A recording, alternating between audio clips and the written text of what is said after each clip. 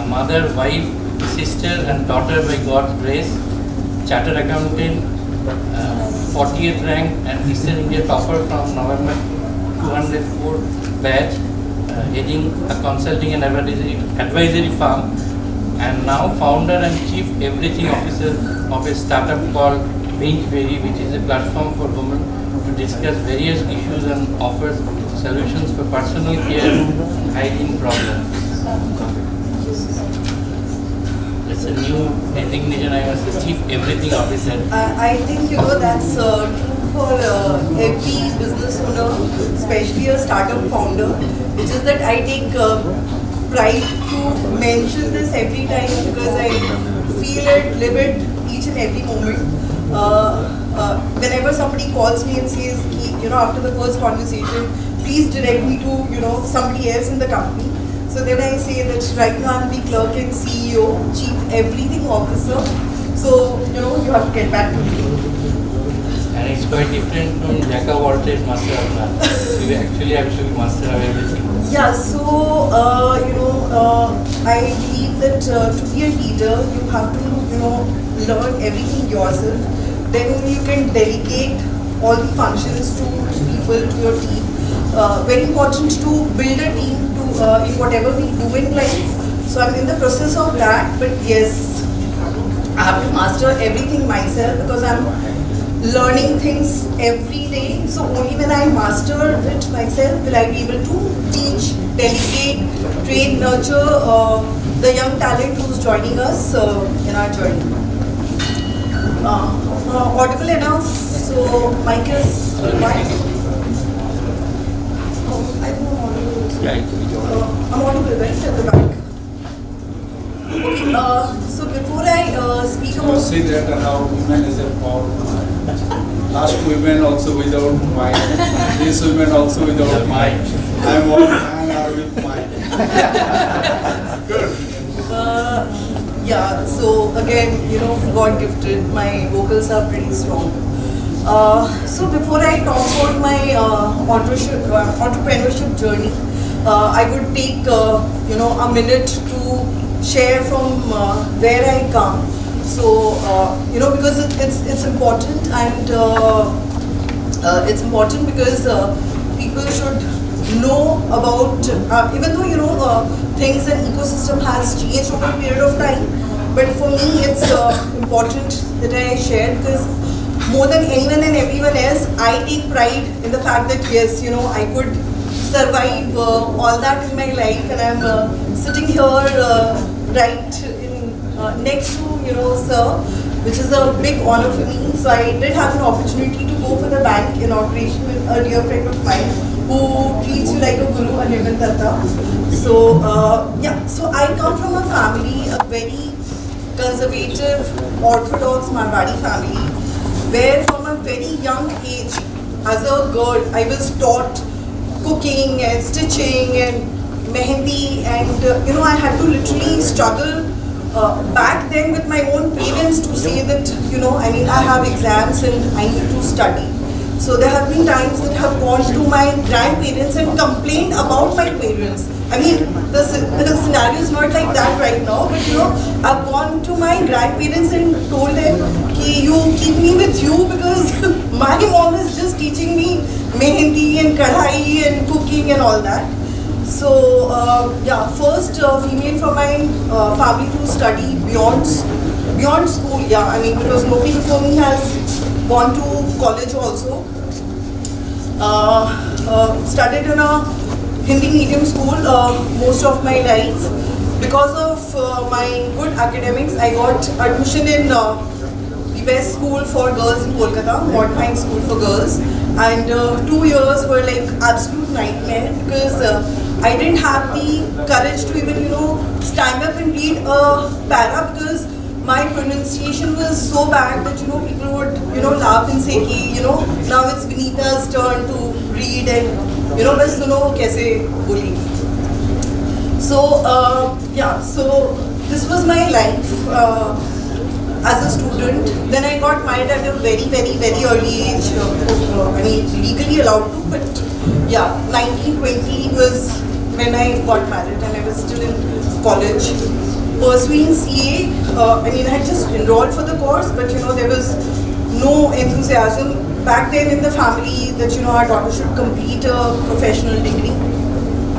But thankfully, I had a good set of friends who were after me that Vineeta, you have to complete your education if you want your life to be meaningful.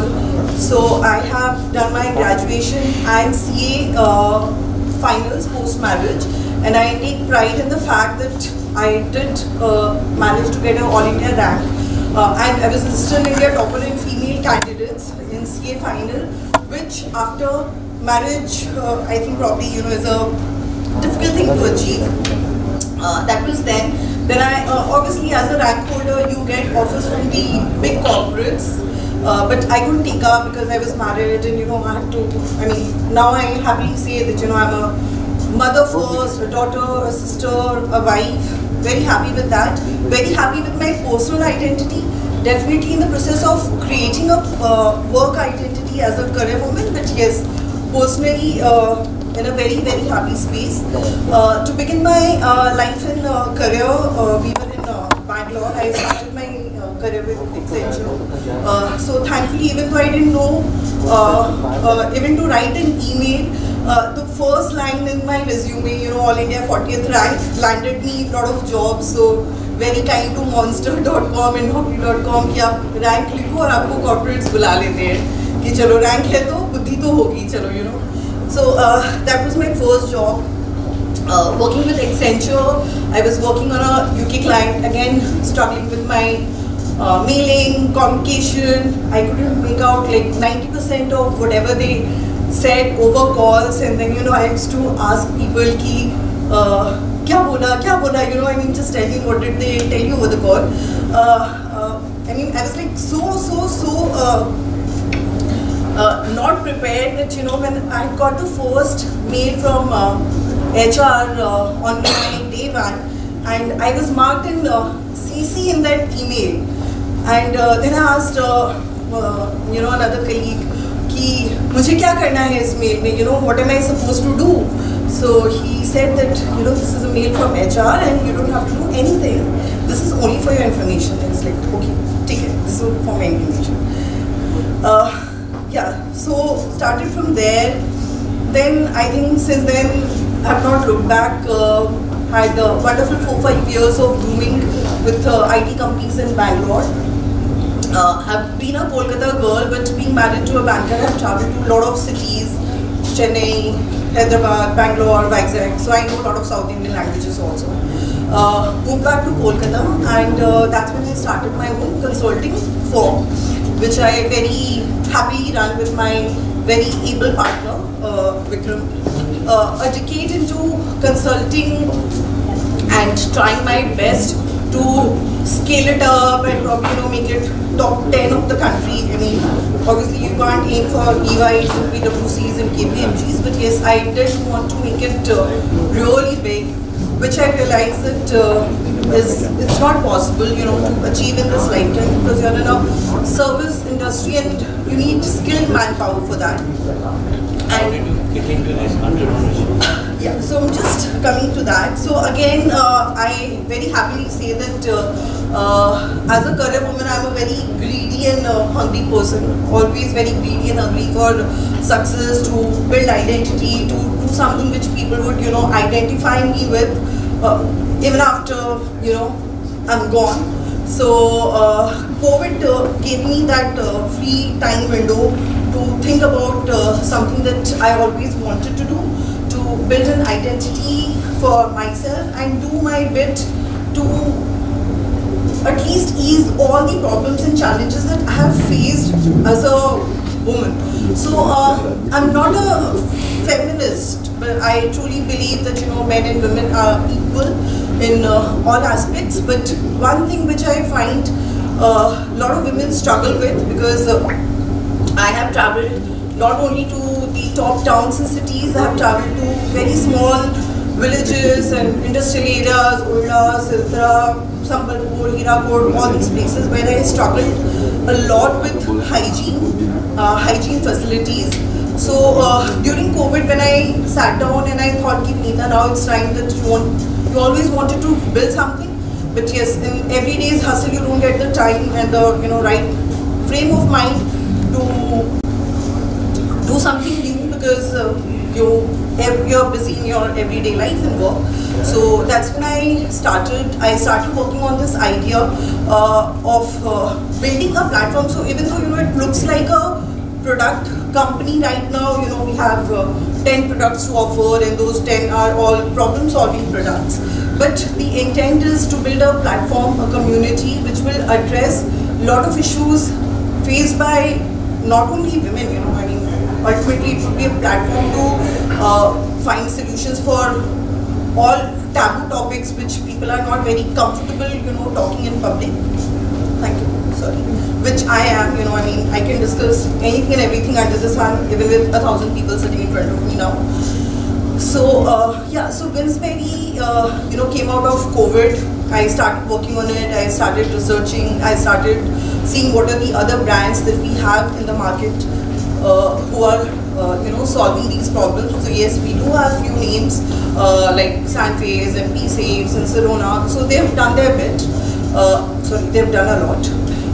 But as Mekul said, we are in a country of 1.5 billion, so there's opportunity for everyone. And what I'm trying to do is solve problems which others haven't since at a very early stage. So obviously haven't achieved much, but yes, the vision is big. So yeah. Thank you very much for sharing your story. Since we are running out of time, I would like to call upon the next speaker, next entrepreneur, Suresh Agarwal.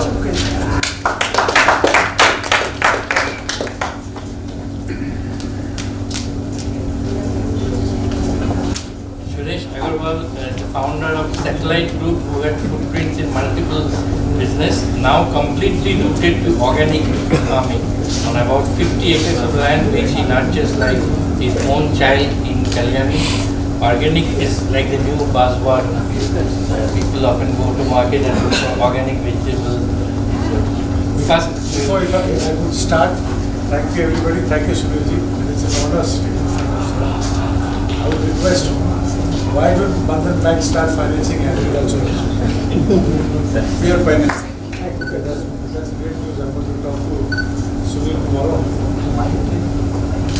So I have a very unique farm in Kalyani. It's just 1 hour's drive from the airport.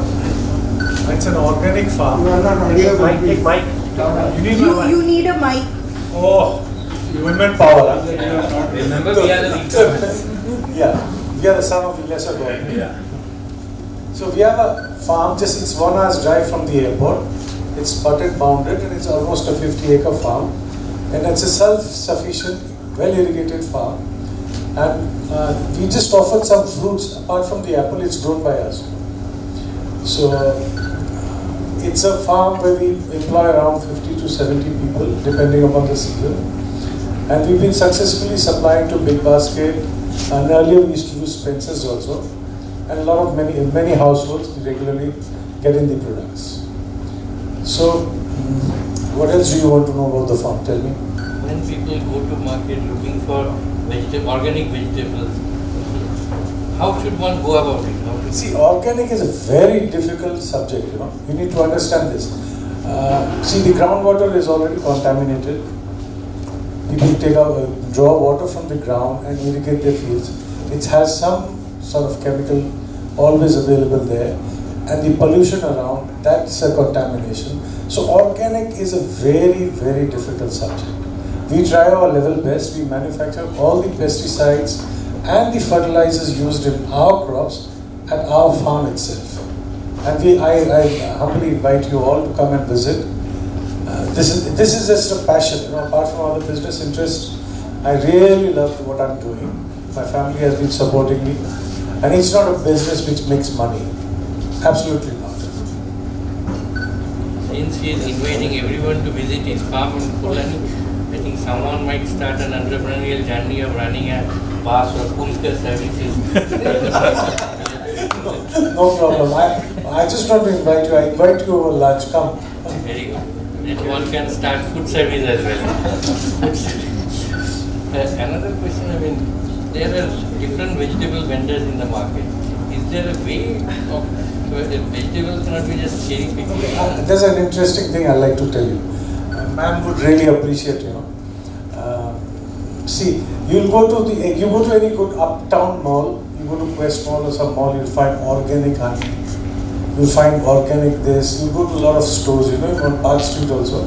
Please trust me. See, nobody should quote me, but it's nothing to do with organic. It's completely a gimmick, you know. Honey, you know. You must have seen a honey box where you harvest the honey, you know, at the apiculture we call it. So, can you tell your bees not to go to Bandhan Bank, not to go to somebody to get the nectar? Can you tell the bees? So, how can you claim it's organic?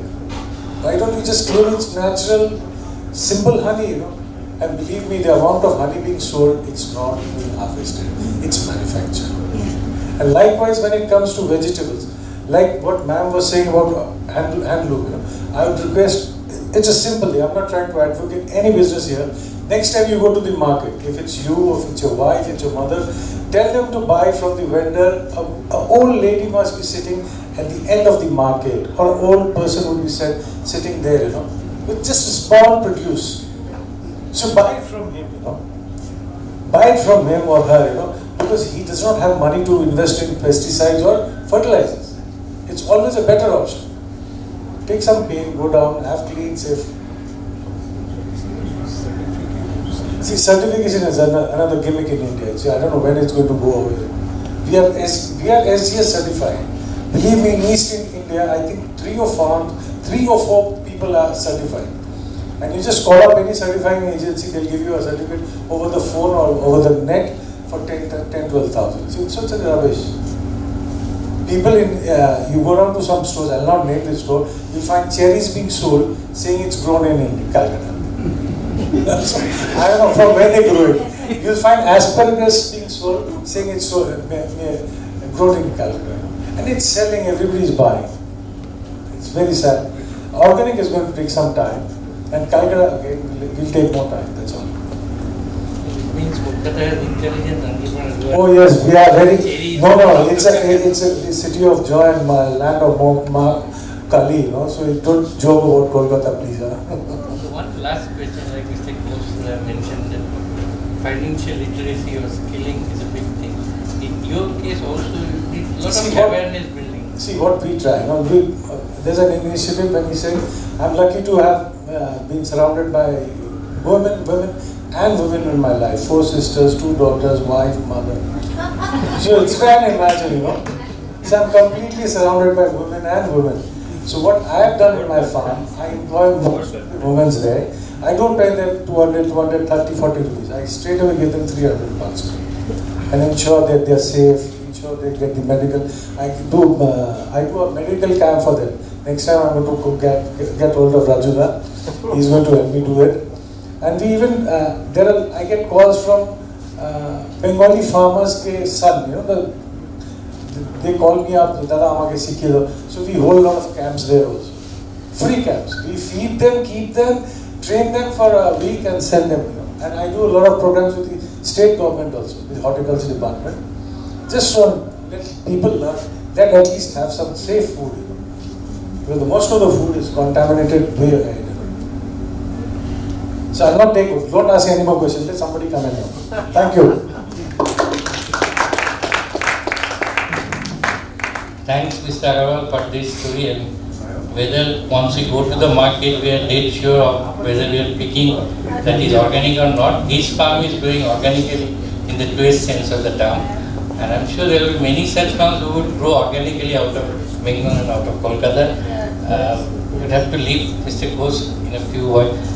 I now call upon Mr. Kishan Mohta, the Director Smart Stainless Steels Private Limited and Landing Spiral Private Limited as well. Entrepreneur with 28 years of experience in diverse fields of manufacturing enterprises, international trading and ITES. Good evening everyone. Thank you Sunilji for inviting. It's a big reward sitting on the same stage with Mr. Ghosh. So that has made my day. I'm from a family, from a family which is into business, from a completely from childhood. We have never thought of anything other than business. So it was not a difficult decision for me to become an entrepreneur. My journey is slightly mundane, I would say, because it's usual manufacturing of standard things. But my take on entrepreneurship is somewhat different. Many people said that be very innovative and be very unique and create some unique products and things like that. But my entrepreneurial journey has been about doing things which are very usual, making products which are, sold in the market, which are demanded by everyone.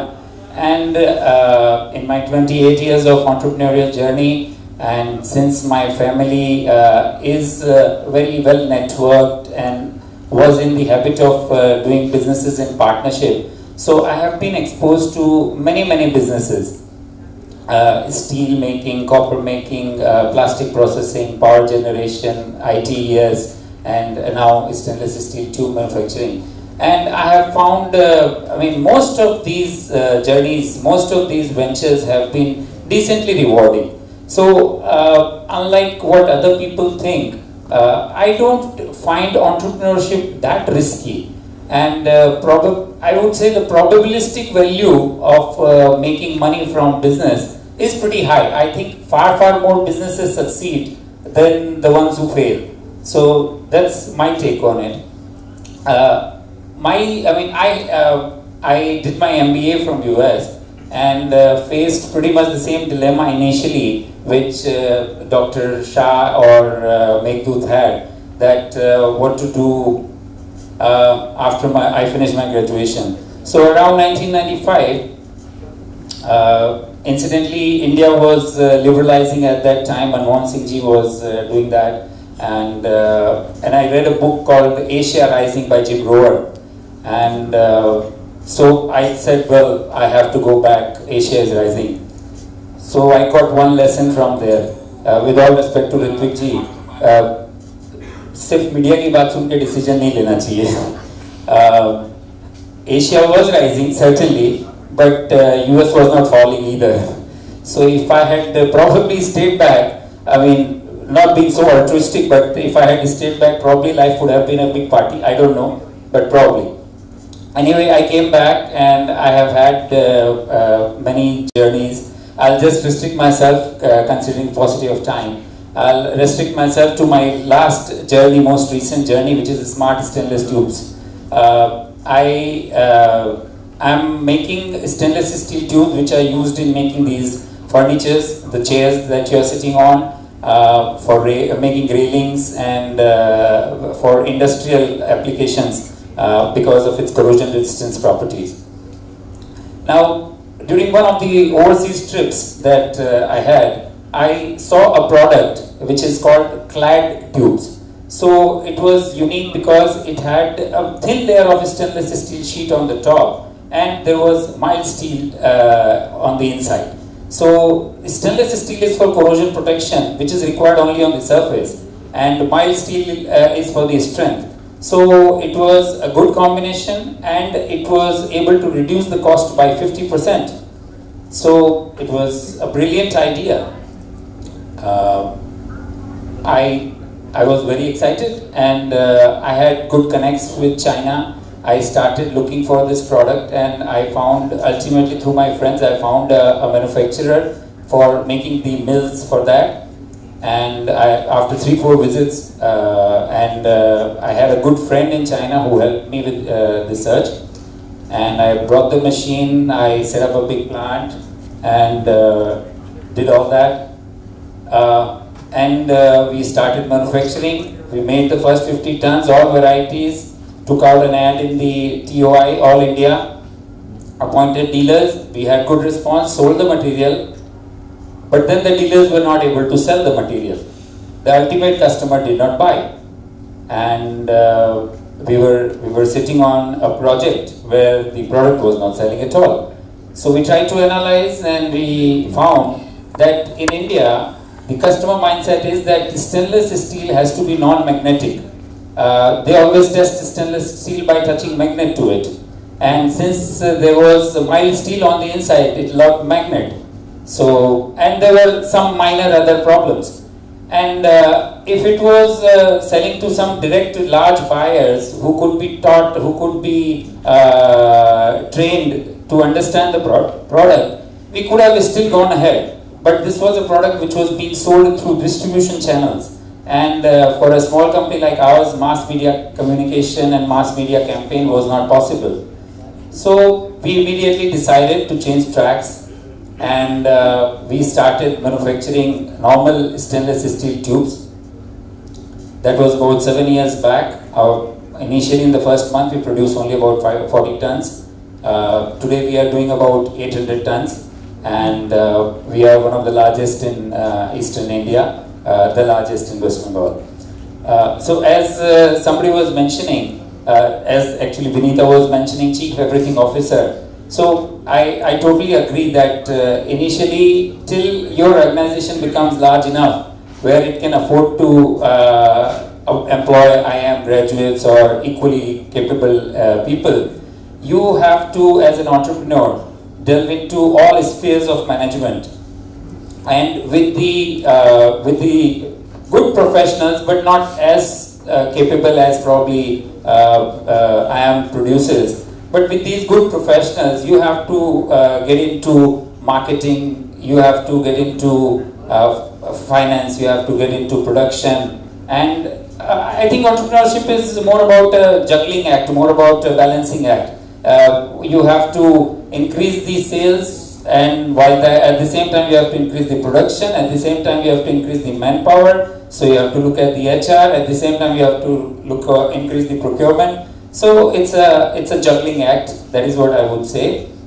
And from my experience, one lesson I would draw is that when it comes to capital intensive enterprises, be very cautious.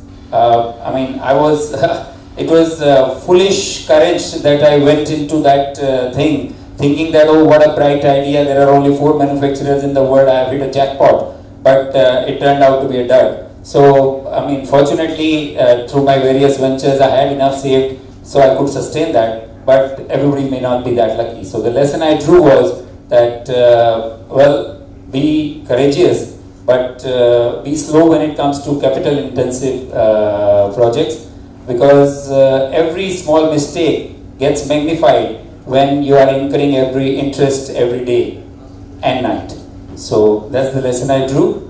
But overall, I'm happy in this journey. Thank you. Thank you very much. I think we'll have to allow Mr. Ghosh to leave because he has a family event. We're really grateful that he is here. Before we allow him to leave, just one small question to let Sunil and others be prepared for some ritual. I remember some years back I met the BRAC chairman who said the greatest point about Mr. Ghosh is he always spots the right person for the right job. That's his like greatest USP. So how do you spot the right talent for the right job? I don't know that. It is there the any enterprise is a success depend on that the right person select and given the right job. This is a part of this. I am thinking that differently. Every people are fit for the job. Only the point on that some of the technical persons like the IT and chartered accounting, they are not right. But other part, which is the right people, means that you should need to develop the team if you own. What I practice on that, I take it a fresh people and send a training center. I given a 7 days training from myself, and every 3 months, first year, I have given the training for 3 days each. So that training methodology is a different means in that I always play a role of catalyst. They find out the problem, they find out the way of out, and finally they have taken the decision. I am just only observe on that and playing the game. So that is help to this team. Really they are understand and they learn from each other and help them to practically they can be contribute. So this is the way we are practicing. Whatever now 60,000 of people, we are built up in same. Till now we are continuing on that. Thank you. Thank you very much, Mr. Ghosh. This year we are net of recruited in 12,000.